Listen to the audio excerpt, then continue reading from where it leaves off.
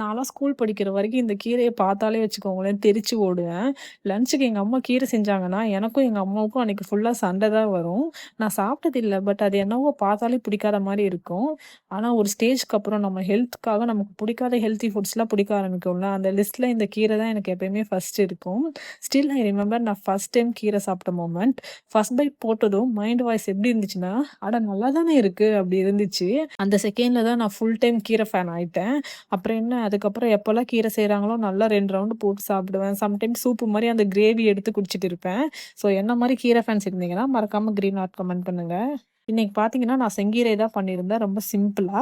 ஒரு 2 பெரிய வெங்காயம், கொஞ்சம் புளி, 1 ஸ்பூன் மிளகாய் தூள், அப்புறம் 1 ஸ்பூன் மல்லித்தூள் போட்டு நல்லா பேஸ்ட் பண்ணி எடுத்துட்டேன். அதுக்கப்புறம் பேன்ல எண்ணெய் ஊத்தி, கடுகு, பூண்டு, வரமிளகாய், அப்புறம் அரைச்சு வச்ச பேஸ்ட் போட்டு ஒரு 5 மினிட்ஸ் வதக்கி விட்டுட்டு, நல்லா குட்டி குட்டியா கட் பண்ணி வச்ச கீரைய போட்டு, லைட்டா உப்பு, அப்புறம் தண்ணி ஊத்திட்டு ஒரு 10 மினிட்ஸ் கீரை வெந்த அப்புறம், சுட சுட சாப்பாடு கூட வச்சு சாப்பிடுறப்ப சீரியஸா வேற லெவல்ல இருந்துச்சு.